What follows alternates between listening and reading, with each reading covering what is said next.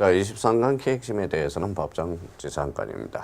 법정지상권은 우리가 이제 4개를 우리가 숙지해야 돼요. 자, 첫 번째 뭡니까? 기억하실 거는 자, 토지의 설정 당시 토지 이에 뭐다 건물이 존재해야 된다. 이걸 기억해 두셔야 되고요. 자, 토지와 건물이 동일 소유자로부터 출발해야 된다. 토지와 건물이 동일 소유자로부터 출발해야 되고요. 자, 토지든 건물이든 저당권이 하나 설정되어 있어야 되고, 저당권 경매로 인해서 토지와 건물의 소유자가 달라졌을 때, 이게 바로 법정지상권의 문제를 푸는 하나의 뭡니까? 공식입니다. 공식에 대해서 우리가 숙지해 달라는 거. 첫 번째, 자, 기획심에 대해서 법정지상권, 토지에 관해서 건저당권이 설정된 당시 그 지상에 토지 소유자에 의한 건물이 건축이 개시되기 이전되었다면 건저당권자가 토지 소유자의 건물 건축에 동의하였다 하더라도 법정지상권은 성립되지 않는다. 왜?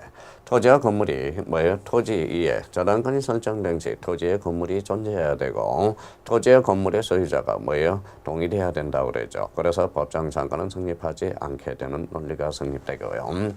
두 번째, 토지의 저당권 설정할 당시 그 지상에 건물이 존재하였고 양자가 동일인의 소유였다고 저당권 실행으로서 토지가 낙찰되기 전에 건물이 제3자에게 양도된 경우 건물을 양산 제3자는 법정지상권을 취득한다. 그러면 요 두 번째 질문은 뭐예요? 네 가지 요건을 다 갖췄죠. 그래서 당연히 성립할 수밖에 없다라는 거예요. 그러면 법정지상권의 문제를 풀어나갈 때 요 네 개를 반드시 생각해둬야 돼요. 그럼 세 번째, 미등기 건물을 그 대지와 함께 매수한 사람이 대지에 관해서만 소유권 이전 등기를 넘겨받은 상태에서 그 대지에 대해서 저당권을 설정하고 그 저당권의 실행으로 대지가 다른 사람의 소유자가 되었다 하더라도 매수인에게는 법정지상권이 성립하지 않는다. 이 경우 매도인에게 간섭법상의 법정지상권도 인정되지 않죠. 여기에서 미등기 건물입니다. 미등기 건물은 일단 소유자로 우리 형식주의이기 때문에 등기해야 물권 변동이 발생하게 되죠. 그래서 세 번째도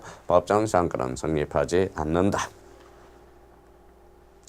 네 번째, 민법 366조의 소정의 법정지상권은 저당권 설정 당시의 건물이 멸실되거나 철거된 후 재건축 신축한 경우도 성립하지만 이 경우 신건물과 구건물 사이에 동일성이 있거나 소유자가 동일할 것을 요하는 것은 아니다. 그러면 건물의 기준은 뭡니까? 구건물을 기준으로 한다라는 거. 이걸 기억해 두셔야 돼요. 구건물이라는 걸 꼭 기억해 달라는 거. 그러면 법정지상권 성립 후 건물을 정축, 개축, 멸실 후 신축하는 경우에도 법정지상권은 성립하나 법정지상권의 범위는 구건물을 기준으로 한다라는 거. 이 4번과 관련돼서는 우리가 법정지상권의 원리 중에서 아주 중요한 의미를 가지고 있다라는 거.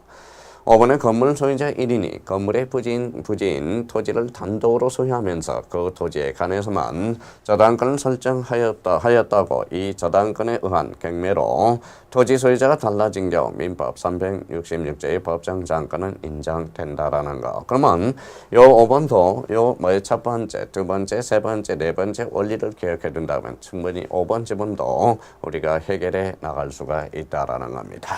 자, 6번 질문을 보죠. 법원이 결정한 지류의 지금은 2년분 이상 지체한 경우 2년분 이상을 지체할 때 그러면 토지 소유자는 법정지상권의 소멸을 할 수 있다. 청구할 수 있다. 우리 지상권에 대해서 지료는 2년분 이상을 지체한 경우 이거는 우리가 법정지상권의 소멸은 결론적으로 소멸 청구에 되든 우리 지상권자의 성실 의무에 대해서 반영한 거죠. 그렇다면 2년분 이상을 지체한 경우 지체했으니까 의무 위반이죠. 그렇다면 토지 소유자는 법정지상권의 소멸을 당연히 청구할 수 있다. 그런 논리가 성립이 돼야 됩니다.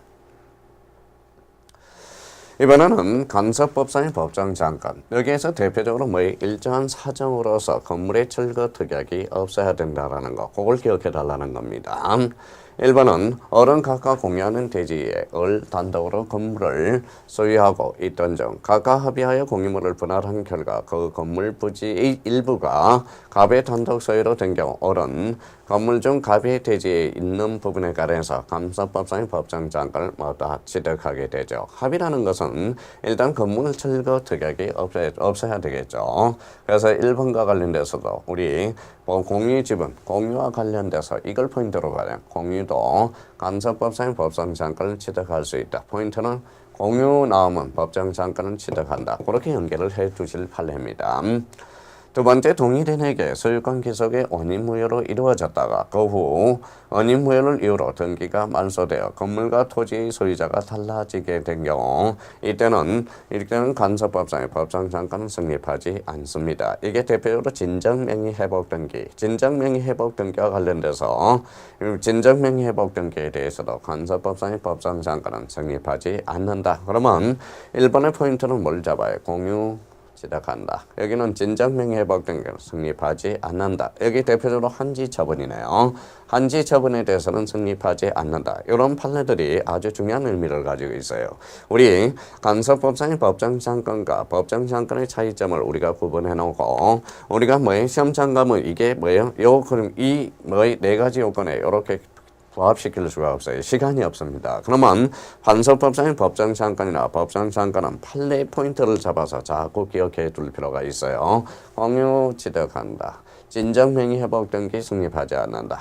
한지처분 성립하지 않는다. 그러면 대표적으로 한매 특약 등기 할 수 없다. 이것도 간섭법상의 법정상권은 성립할 수 없다. 그래서 이 의미들을 포인트를 탁탁탁탁 잡아가라고요.